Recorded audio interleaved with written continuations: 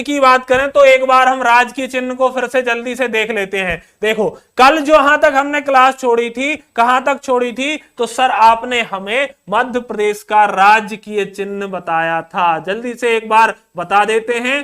PDF आपको हमारे application पर मिल गई होगी कल वाली, ठीक है। चलिए आज वाली पीडीएफ भी हमारी एप्लीकेशन पर अपलोड हो जाएगी। तो राजकीय चिन्ह में मैंने क्या क्या बताया था कि इसमें 24 तो स्तूप हैं, 24 स्तूप हैं, पहला पॉइंट बताया था। फिर मैंने बताया था ये 24 स्तूप बताए थे ना मैंने, ये 24 स्तूप, ठीक है, ये 24 स्तूप इसमें बताए थे।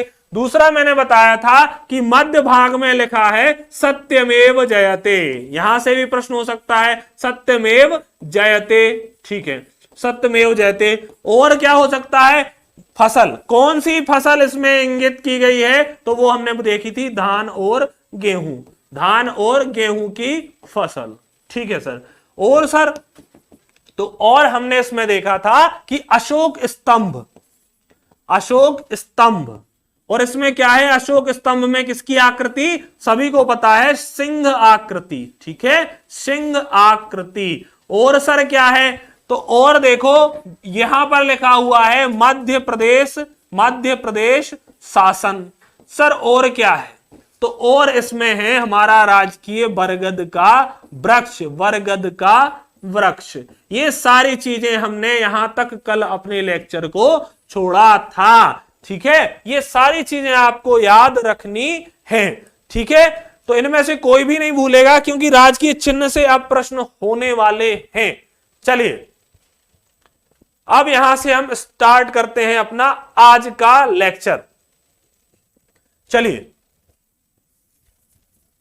तो ये हम कल देख चुके थे, इसके आगे हमें आज देखना है।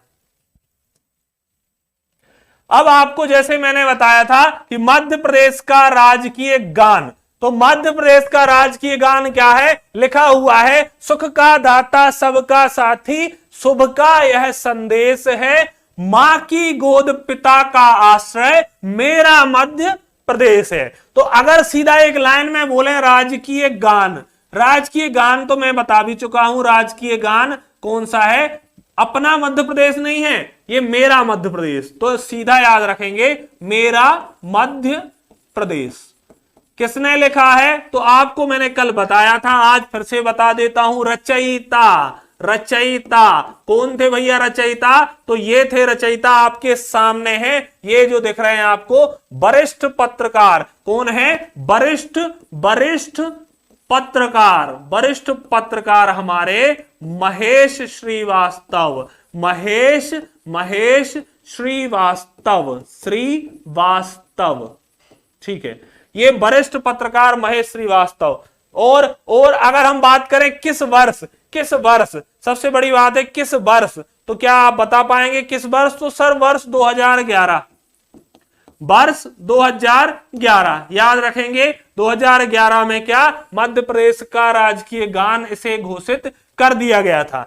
अगर बात करेंगे हम गायक, तो आपको दिख रहे हैं गायक शांतनु मुखर्जी या फिर शान, कौन दिख रहे हैं, शांतनु मुखर्जी या फिर शान जिनका नाम है। और सामने है आपके, ये हैं हमारे वरिष्ठ पत्रकार कौन, महेश श्रीवास्तव, और दूसरे हैं गायक हमारे शान, जिन्होंने गाया हुआ है, शान को जानते ही होंगे आप, है ना। चलिए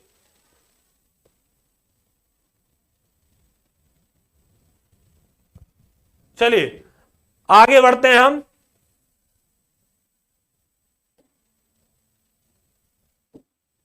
आगे बढ़ते हैं अब हम,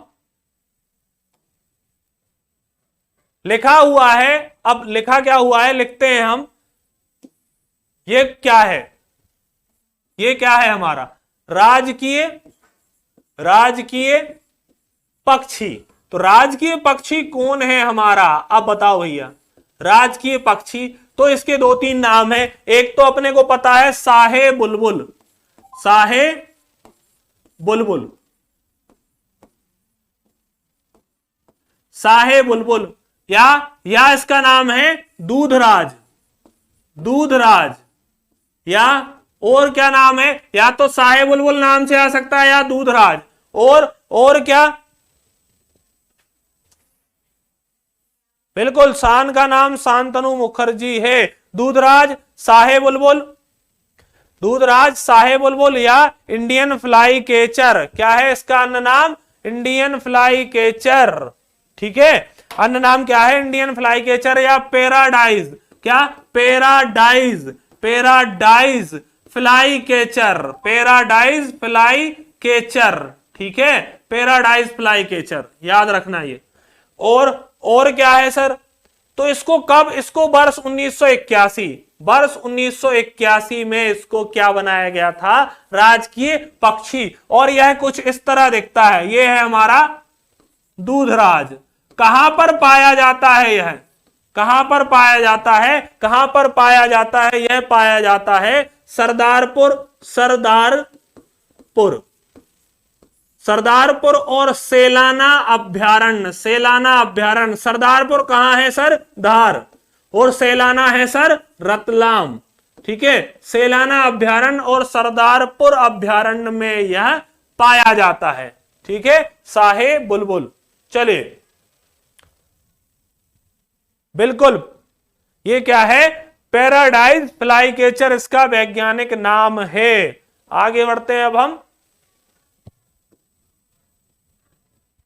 ये है कौन? तो ये है राजकीय पशु, राजकीय पशु।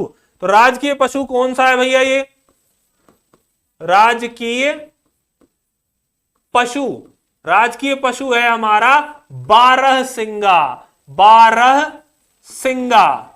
ठीक है, बारहसिंगा, ब्रेडरी प्रजाति का बारहसिंगा क्या है? हमारा राजकीय पशु। ठीक है, और इसका क्या नाम, अन्य नाम या वैज्ञानिक नाम क्या है इसका? सभी के वैज्ञानिक नाम देख रहे हैं हम। तो बारहसिंगा का वैज्ञानिक नाम है रुसवर्स, क्या? रुसवर्स, रुसवर्स डाउसेली, डाउसेली, रुसवर्स डाउसेली। ठीक है, यह इसका वैज्ञानिक नाम है, जो कि मध्य प्रदेश का क्या है? राजकीय पशु बारहसिंगा। ये आपके सामने है, इसके क्या होते हैं? 12 सींग होते हैं, इस वजह से क्या इसको बारहसिंगा बोला जाता है। सिंगा, सींग, बारहसिंगा। ठीक है, ये क्या है? मध्य प्रदेश का राजकीय पशु। ठीक है, और कान्हा ये कहां पाया जाता है सर? किस राष्ट्रीय उद्यान में? तो प्रमुख रूप से यह पाया जाता है मध्य प्रदेश के कान्हा, कान्हा, कान्हा राष्ट्रीय उद्यान। कान्हा किस लिए राष्ट्रीय उद्यान? सर ये कहां है? मंडला। पहला सबसे बड़ा मध्य प्रदेश का, सबसे बड़ा। ठीक है, सबसे बड़ा, तो ये कहां है? मंडला। चलिए आगे चलते हैं। कान्हा राष्ट्रीय उद्यान में पाया जाता है। फिर आप देख रहे होंगे सफेद लिली, राजकीय पुष्प, राजकीय, राजकीय पुष्प, राजकीय पुष्प कौन सा है? राजकीय पुष्प, तो ये है लिली, लिली का फूल है ये, लिली, राजकीय पुष्प। और इसका वैज्ञानिक नाम, और अगर ब्रैकेट में और लिखना हो तो सफेद लिली लिख दो, सफेद लिली, सफेद लिली। वैज्ञानिक नाम क्या है इसका? वैज्ञानिक नाम क्या है? बिल्कुल सफेद लिली, लिलियम कैंडिडम। इसका जो वैज्ञानिक नाम है लिलियम, लिलियम कैंडिडम, कैंडिडम। और लिलियम कैंडिडम कैसा दिखता है? तो ये है वो सफेद लिली, आप देख रहे होंगे आपकी स्क्रीन पर सफेद लिली, ये है वो सफेद लिली। ठीक है, सफेद लिली। आगे बढ़ते हैं हम।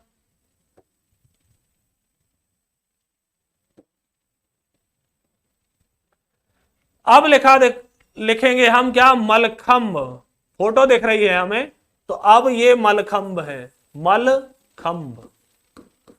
मलखंभ को अगर हम तोड़ेंगे तो आपको इस समझ में आ जाएगा। मल क्या होते हैं? मल्ल हुआ करते थे ना, जो मल्ल या पहलवान, पहलवान। और खंभ, ये क्या है? खंभा, खंभा। तो आपको इसमें दोनों चीजें दिख रही होंगी। एक तो पहलवान दिख रहे होंगे लंगोटे में, लंगोटे में होता है पहलवान, ये है वो पहलवान लंगोटे में ये बैठा हुआ है, और ये है खंभ, तो ये हो गया मल्ल और ये हो गया खंभ, मलखंभ। मलखंभ क्या है? मध्य प्रदेश का राजकीय, मध्य प्रदेश का राजकीय खेल, और ये है मलखंभ। ये अभी बनाया गया है, इसकी डेट इसलिए याद करना है। वर्ष कब? सर 2013 में मलखंभ को मध्य प्रदेश का राजकीय खेल बनाया गया। ठीक है, मलखंभ। अगर हम बात करेंगे मलखंभ अकादमी, मलखंभ अकादमी कहां पर है? मध्य प्रदेश में। तो मलखंभ अकादमी 2018 में बनाई गई है, 18, और कहां है सर? उज्जैन। मलखंभ अकादमी 2018 उज्जैन में यह बनाई गई, और पुरस्कार दिया जाता है इसके लिए, एक पुरस्कार। कौन सा पुरस्कार दिया जाता है? कौन सा पुरस्कार दिया जाता है? तो सर इसमें दिया जाता है प्रभास जोशी, प्रभास जोशी पुरस्कार, प्रभास जोशी पुरस्कार इसके लिए दिया जाता है। ठीक है, यह है हमारा मलखंभ जी 2013। और अकादमी कब? तो अकादमी ये वर्ष 2018 में उज्जैन में बनाई जा रही है, अभी काम इस पे चल रहा है, परंतु इसकी नींव या स्थापना 2018 में हो चुकी है। किसकी? मलखंभ अकादमी। और इसके अगर प्रमुख खेल बोले हम तो पूजा, जो हम बात करें यहां पर स्पोर्ट पर्सन, ठीक है, कौन कौन खेलता है? तो इस मलखंभ को एक तो पूजा मालवीय हैं और चंद्रशेखर चौहान नाम के व्यक्ति हैं, जो क्या हैं? मलखंभ के एक प्रशिक्षु हैं, कोच हैं। ठीक है, चंद्रशेखर चौहान। ठीक है, चलिए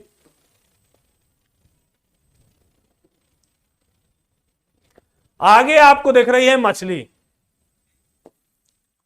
मछली दिख रही है आपको, तो ये क्या है? राजकीय मछली, राजकीय मछली। कौन सी है भैया ये राजकीय मछली? ये राजकीय मछली है महासीर, महासीर। ठीक है, महासीर मछली है ये, और ये है मध्य प्रदेश की राजकीय मछली। हाँ, पूजा मालवीय, अजय बख्तारिया, बिल्कुल बहुत बढ़िया, अजय बख्तारिया भी थे, गुड। महासीर, महासीर। और महासीर को कब? तो 2011, जो लेटेस्ट है उनको हम याद रखेंगे, 2011। अगर हम बात करें वैज्ञानिक नाम, तो क्या है इसका वैज्ञानिक नाम? इसका वैज्ञानिक नाम क्या है? इसका जो वैज्ञानिक नाम है वह है टॉरप्यूटिटोरा, टॉरप्यूटिटोरा है इसका क्या? वैज्ञानिक नाम, टॉरप्यूटिटोरा। ठीक है, टॉरप्यूटिटोरा किस नदी में पाई जाती है यह? ठीक है, तो यह लंबी आकार की ये मछली होती है महासीर। ठीक है, ये कुछ इस तरह महासीर लंबी मछली होती है ये। ठीक है, और ये कहां पाई जाती है? किस नदी में? मध्य प्रदेश की। तो सर ये हमारी मां नर्मदा है, उसमें पाई जाती है। तो नदी लिख दो नर्मदा, पेपर में आ जाए किस नदी में प्रमुख रूप से पाई जाती है, तो नर्मदा। ठीक है, चलिए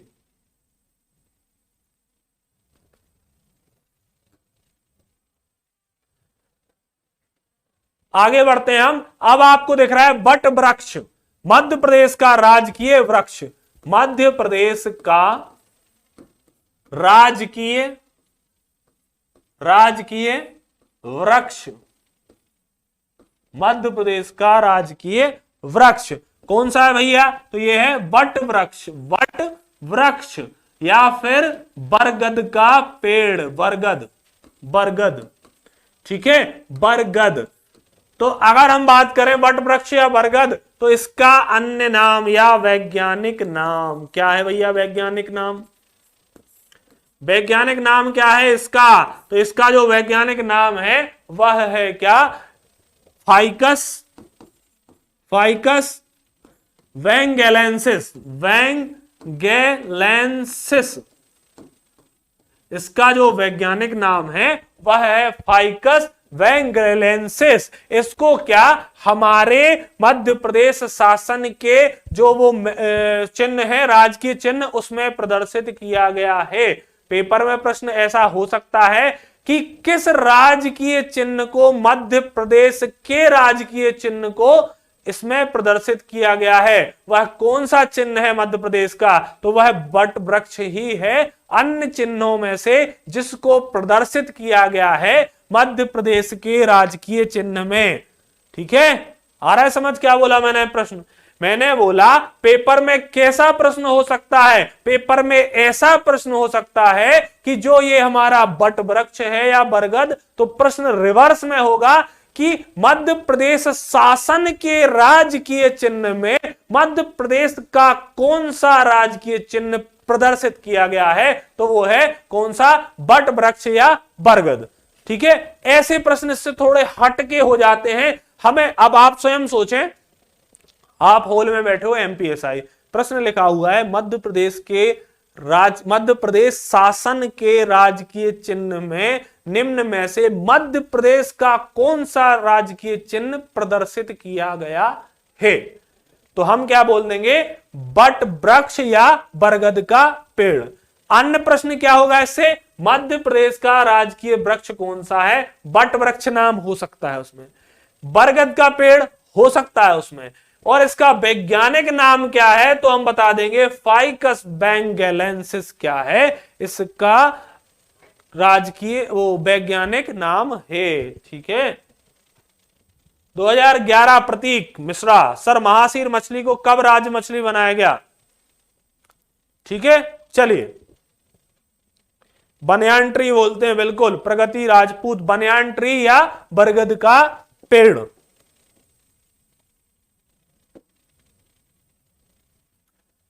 ये आपको एक दृश्य और दिख रहा होगा, इस दृश्य के बारे में देखते हैं ये क्या है भैया। चलिए लिखते हैं, देखते हैं क्या है ये।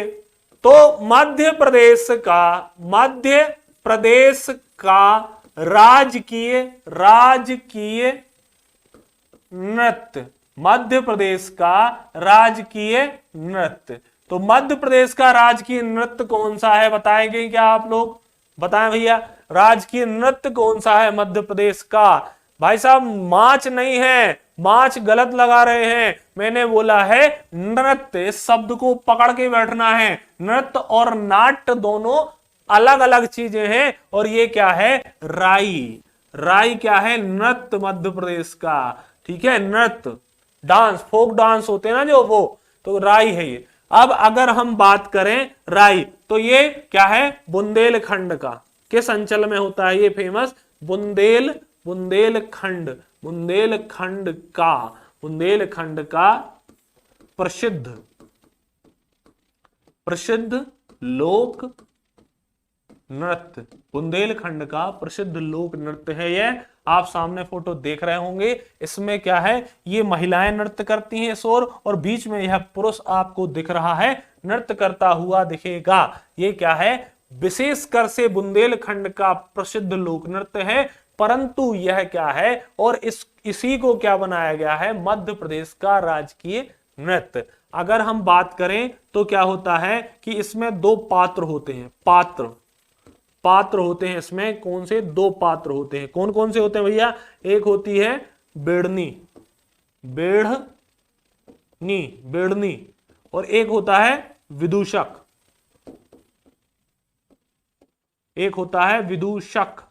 ठीक है, बेड़नी और विदूषक। तो ये क्या होती है, महिला कलाकार। ये जो आपको महिलाएं दिख रही हैं, ये बेड़नी बोला जाता है इनको, और इसको बोला जाता है, इस आदमी को, विदूषक। ये महिला कलाकार होती हैं, और ये पुरुष कलाकार होते हैं क्या, विदूषक, जो कि है बुंदेलखंड का प्रसिद्ध लोक नृत्य। चलिए, ठीक है, ये क्या है, वो विदूषक है पुरुष, और इसके आसपास जो महिला कलाकार हैं वह बेड़नी बोला जाता है उनको। बुंदेलखंड का प्रसिद्ध लोक नृत्य, मध्य प्रदेश का राजकीय नृत्य राई। ठीक है, चलिए आगे बढ़ते हैं। अब हम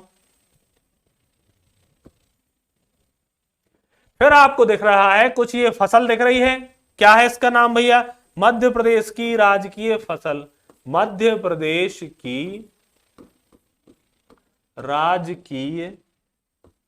राजकीय फसल। मध्य प्रदेश की राजकीय फसल कौन सी है बताएंगे आप? क्या मध्य प्रदेश की राजकीय फसल है? वह है हमारी सोयाबीन। सोयाबीन, ठीक है। सोयाबीन क्या है? मध्य प्रदेश की राजकीय फसल। अगर हम बात करें इसका वैज्ञानिक नाम, तो इसका भैया वैज्ञानिक नाम क्या है? इसका वैज्ञानिक नाम है, वह है फाइकस बेंगलेंसिस। तो क्या है? बरगद का है। वैज्ञानिक नाम ग्लाइसिन मैक्स। ये क्या है? सोयाबीन का वैज्ञानिक नाम है, और इसीलिए इसको क्या बोलते हैं? Soya state. मध्य प्रदेश का नाम इसीलिए है क्योंकि सर्वाधिक क्या है? सर्वाधिक सोयाबीन उत्पादन, सर्वाधिक सोया उत्पादन, ठीक है, कौन करता है? मध्य प्रदेश। आप सभी को पता होगा। और अगर हम बात करें सोयाबीन अनुसंधान केंद्र, अगर हम बात करें सोयाबीन अनुसंधान केंद्र कहां पर है? कहां पर है भैया? इंदौर के अंतर्गत है, ठीक है। इंदौर के अंतर्गत है सोयाबीन का अनुसंधान केंद्र। रिसर्च सेंटर की बात हो रही है, ठीक है। आप भंवरकुआं से और खंडवा रोड की ओर जाएंगे तो आपको सोयाबीन अनुसंधान केंद्र इंदौर में मिल जाएगा, ठीक है। हाँ जी, इंदौर में है, बिल्कुल। उज्जैन में कारखाना है। कारखाना और अनुसंधान केंद्र दोनों अलग अलग चीजें हैं, याद रखना, कंफ्यूज नहीं होना है। उज्जैन में क्या है? कारखाना, फैक्ट्री है, लेकिन यहां पर रिसर्च होती है कि भैया किस गुणवत्ता का यह है, अनुसंधान, इसकी नई प्रजाति क्या बना सकते हैं हम, इस पर रिसर्च होती है, तो वो इंदौर में, और कारखाना लगाया गया है उज्जैन में। कंफ्यूज नहीं होना है हमें, ठीक है। चलिए आगे बढ़ते हैं हम। ग्लाइसिन मैक्स,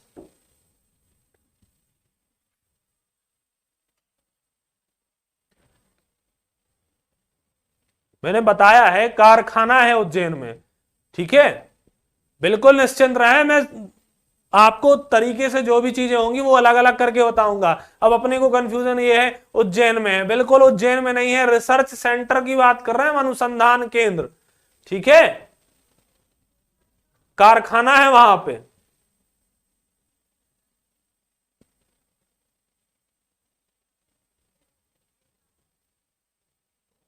चलिए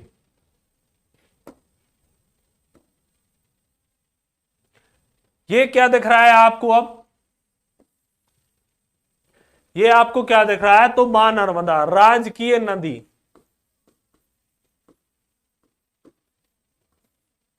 तो मध्य प्रदेश की राजकीय नदी कौन सी है? राजकीय नदी कौन सी है? वह है मां नर्मदा। नर्मदा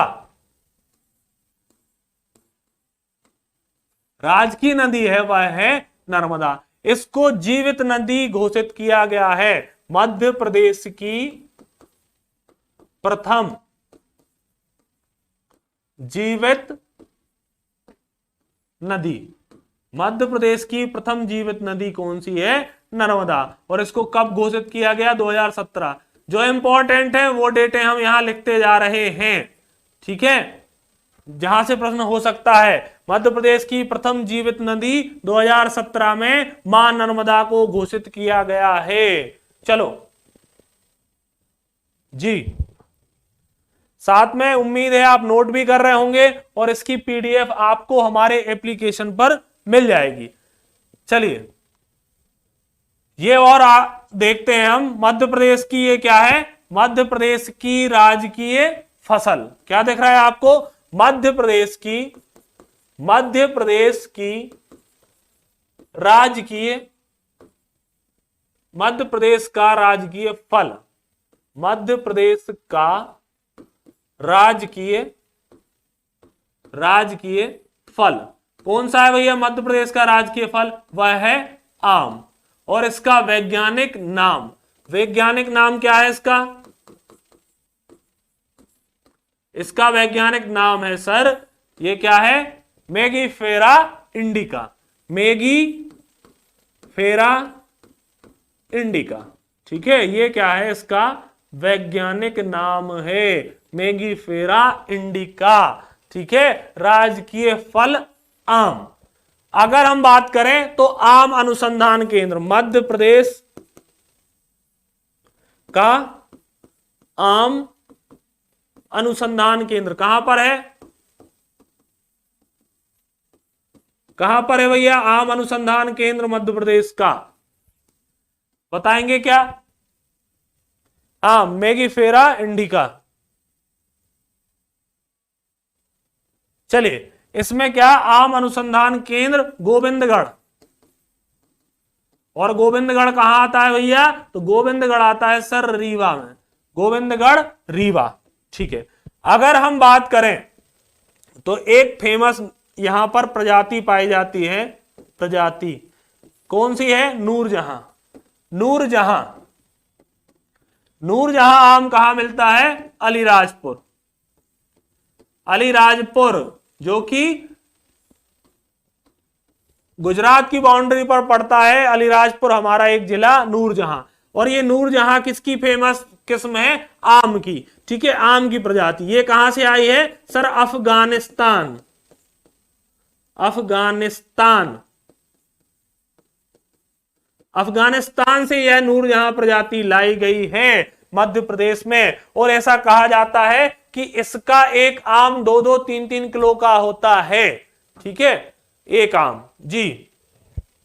गोविंदगढ़ रीवा। ठीक है, आम अनुसंधान केंद्र। चलिए,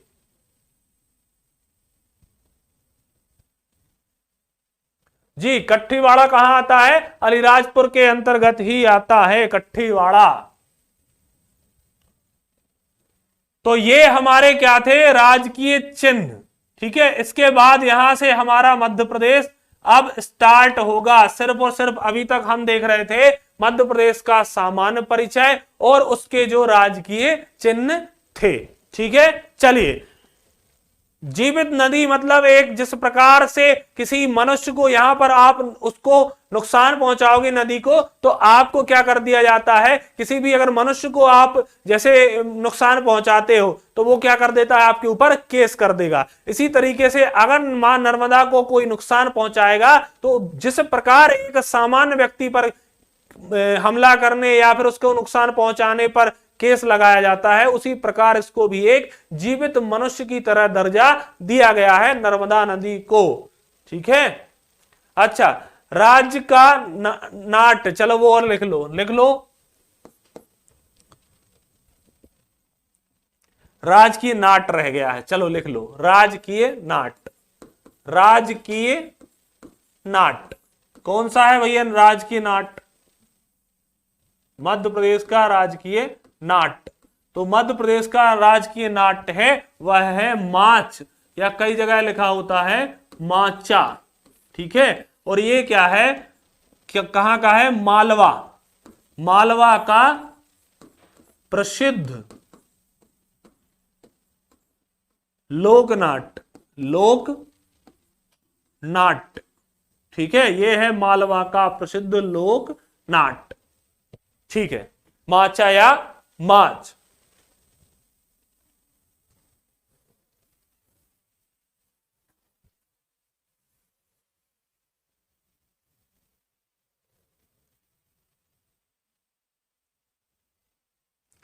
चलिए, अब अन्य इंफॉर्मेशन जो आपके एग्जाम के पॉइंट ऑफ व्यू से अभी सामान्य परिचय में जरूरी है, सबसे पहले हम उसको आप तक दे देते हैं। चलिए, मालवा, बिल्कुल मालवा का यह क्या है? लोकनाट्य है।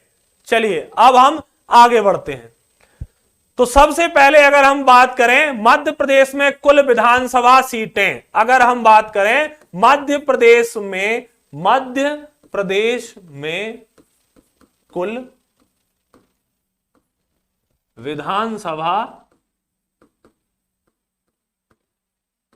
मध्य प्रदेश में कुल विधानसभा सीटें, मध्य प्रदेश में कुल विधानसभा सीटें कितनी हैं? कितनी है भैया मध्य प्रदेश की विधानसभा में कुल सीटें?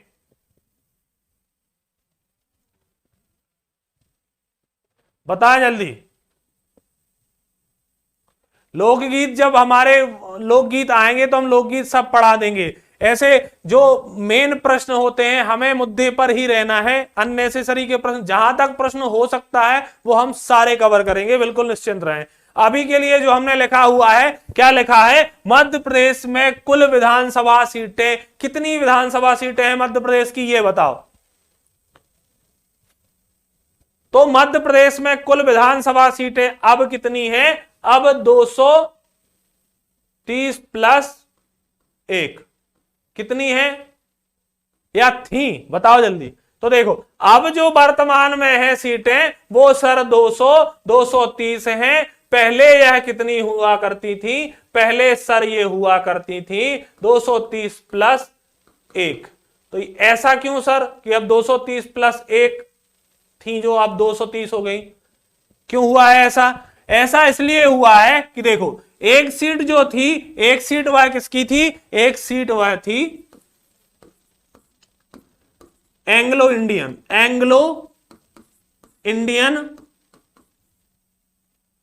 इंडियन समुदाय की, एंग्लो इंडियन की एक सीट थी। 230 हमारे जो निर्वाचित होते थे और मनोनीत होते थे ये राज्यपाल के द्वारा, राज्यपाल द्वारा मनोनीत।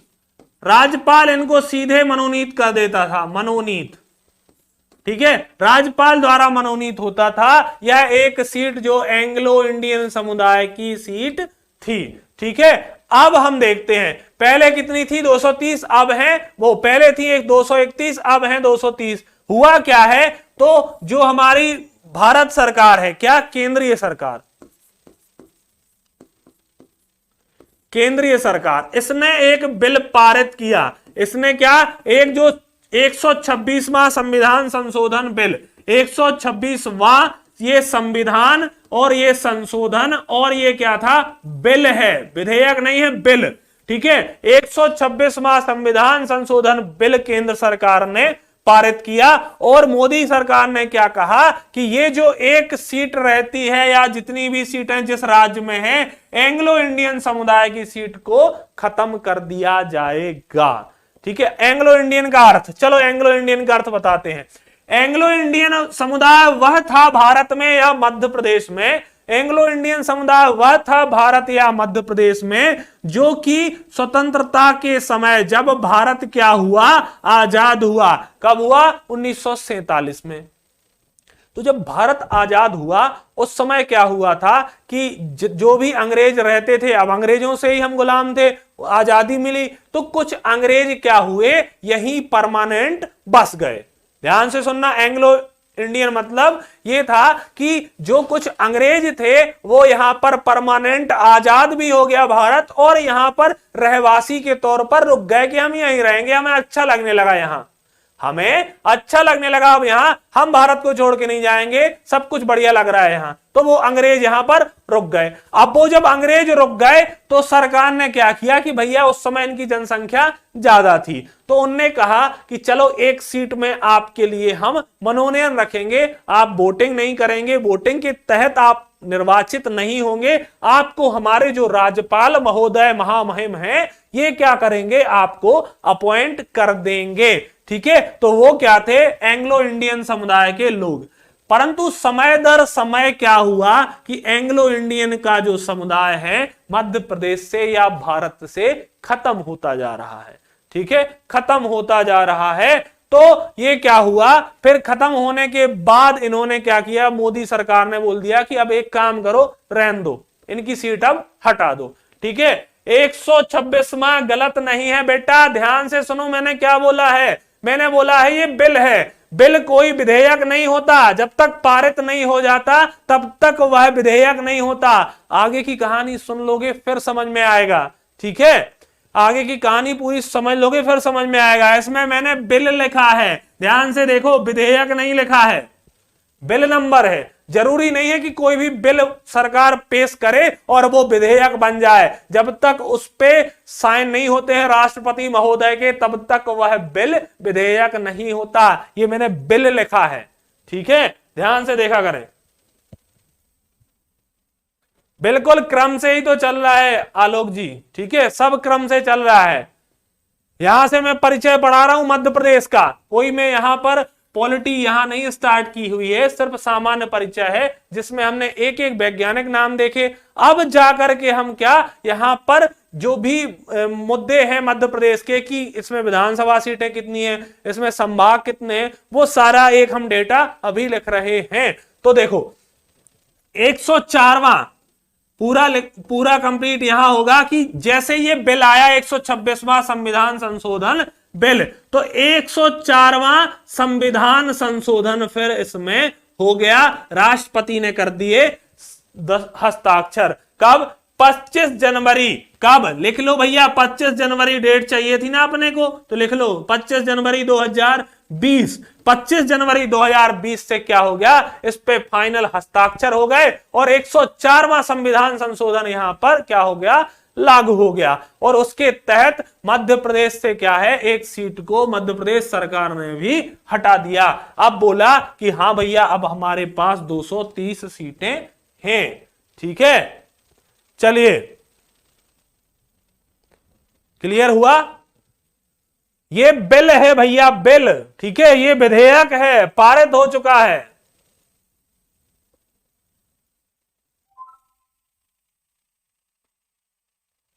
चलिए आगे बढ़ते हैं। तो मध्य प्रदेश में कुल विधानसभा सीटें 230, एकदम करंट का डेटा है, अपडेटेड। आगे बढ़ते हैं। अब हमें यहां पर लोकसभा सीटें देखनी है मध्य प्रदेश में, लोकसभा सीटें। तो मध्य प्रदेश में लोकसभा सीटें कितनी है? विधानसभा सीटें हमने देख ली, विधानसभा सीटें हमने देख ली कितनी है, विधानसभा विधानसभा विधानसभा सीटें, विधानसभा सीटें हमने देखी 230, ठीक है सर। अगर हम बात करें लोकसभा, लोकसभा, तो ये लोकसभा कहां होती है? लोकसभा होती है हमारी संसद में, और ये क्या होता है? लोकसभा निम्न सदन। निम्न सदन किसका? संसद का निम्न सदन है यह लोकसभा सीटें। तो मध्य प्रदेश के परिप्रेक्ष्य में देख रहे हैं, मध्य प्रदेश से कितने सांसद लोकसभा में जाते हैं? कितने सांसद जाते हैं? 29 सांसद जाते हैं, ठीक है। 29 सांसद इस लोकसभा में हमारी चुन करके मध्य प्रदेश से जाते हैं। अगला बात करें हम, अगला देखते हैं हम, और राज्यसभा, राज्यसभा की बात करें, राज्यसभा सीटें। तो अब राज्यसभा से कितनी सीटें चुनी जाती हैं मध्य प्रदेश से? कितने लोग जाते हैं राज्यसभा में, बताएं, कितने लोग चुन करके जाते हैं राज्यसभा में? राज्यसभा में ये क्या है? उच्च सदन है संसद का, राज्यसभा, और इससे 11 लोग जाते हैं। कितने जाते हैं सर? 11, और इससे जाते थे 29, ठीक है सर। अब आगे लिखते हैं हम,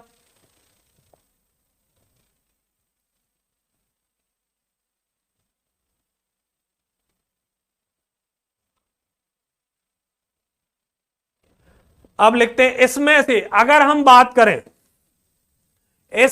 इसमें से आरक्षण, इस 29 सीटों में से आरक्षण लोकसभा में, ठीक है। अगर हम बात करें लोकसभा में एसटी आरक्षण, आरक्षण किसमें है सीटों में? तो वो है उसमें लोकसभा में। तो लोकसभा में, लोकसभा में, लोकसभा में मध्य प्रदेश से एसटी या अनुसूचित जनजाति, जनजाति, ठीक है, शेड्यूल्ड ट्राइब्स, अनुसूचित जनजाति, अनुसूचित जनजाति की आरक्षित सीटें कितनी है? अनुसूचित कितनी है? कितनी है भैया? एसटी के लिए, एसटी के लिए कितनी है? इस 29 में से आरक्षित सीटें। तो आपको पता होगा एसटी समुदाय हमारा भारत में क्या है? सर्वाधिक है। तो भारत में और मध्य प्रदेश में, भारत में भी मध्य प्रदेश में, तो 6। अगर हम बात करें लोकसभा में, किसमें? लोकसभा में मध्य प्रदेश से एसटी, अब आ गया क्या एससी, मतलब सर जाति, शेड्यूल कास्ट, ठीक है, अनुसूचित जाति, यहां लिख देता हूं अनुसूचित जाति। तो अनुसूचित जाति के लिए कितनी है सर 4। मध्य प्रदेश से लोकसभा में एसटी समुदाय की जो आरक्षण है वो 6 सीटें हैं और एससी समुदाय का आरक्षण है जिसपे वो 4 सीटें हैं। ठीक है, चलिए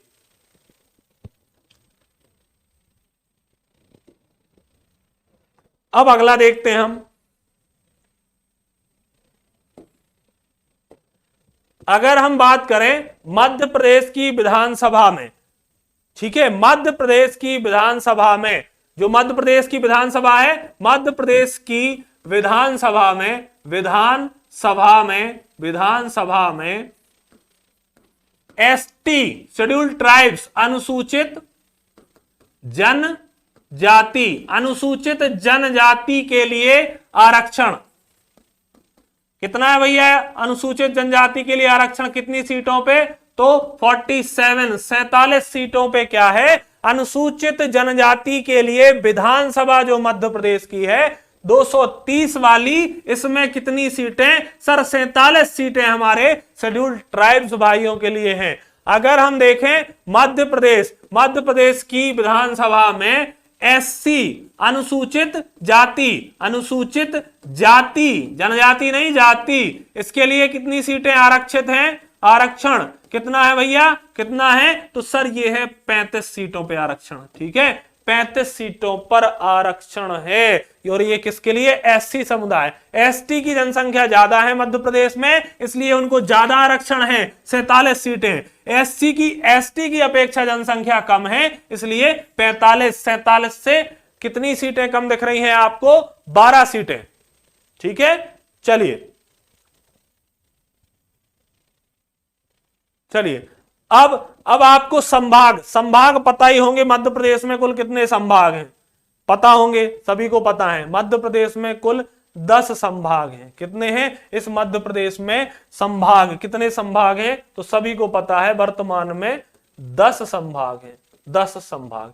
जिले कितने हैं सर? वर्तमान में मध्य प्रदेश में जिले हैं वह हैं हमारे 52 जिले। ठीक है, 52 जिले, 10 संभाग 52 जिले। तो संभाग लिख देते हैं हम सबसे पहले। संभाग 10 संभाग। जिले, इसके अंतर्गत जिले कितने आते हैं? तो जिले आते हैं सर 52। आगे सब एक एक टॉपिक देखेंगे, उनमें सब एक्सप्लेन करेंगे कौन कौन से हैं। ठीक है, चलिए 52। और अगर बात करें आदिवासी विकास खंड, ये इससे प्रश्न हो सकता है कि मध्य प्रदेश में आदिवासियों के लिए विकास खंड कितने बनाए गए हैं? आदिवासी विकास खंड। आदिवासी विकास खंड कितने हैं मध्य प्रदेश में? तो सर 89 आदिवासी विकास खंड। ठीक है, आदिवासी विकास खंड। अगर हम बात करें टोटल कितने हैं सर, ये और बता दो। तो चलो कुल देख लेते हैं, कुल विकास खंड कितने हैं मध्य प्रदेश में? कुल विकास खंड कितने हैं मध्य प्रदेश में? जिनमें से आदिवासियों के लिए 89, ठीक है, सिर्फ आदिवासियों के लिए आरक्षण है इसमें। एसटी भाइयों के लिए सिर्फ एसटी आरक्षण है इसमें। तो 313, ये किसके अनुसार? जनसंपर्क विभाग मध्य प्रदेश के अनुसार 313 विकास खंड, जिसमें से 89 विकास खंड क्या है? आदिवासियों के लिए संरक्षित हैं। ठीक है, आदिवासियों के लिए संरक्षित हैं।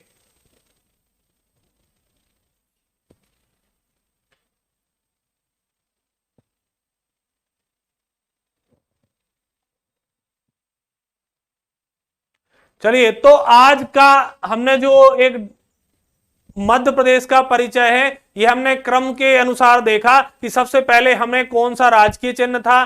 ठीक है, राजकीय चिन्ह में उनके वैज्ञानिक नाम क्या थे, सारे चिन्ह हमने एक साथ करके देखे हुए थे। फिर हमने थोड़ा सा जो इसके रेंडमली वन लाइनर प्रश्न आते हैं कि मध्य प्रदेश में अब कितनी विधानसभा सीटें हैं, इससे प्रश्न होगा, क्योंकि 25 जनवरी 2020 से क्या हुआ है, यह लागू हुआ है और 231 थी पहले, अब एक घटा करके 230 सीटें कर दी हैं।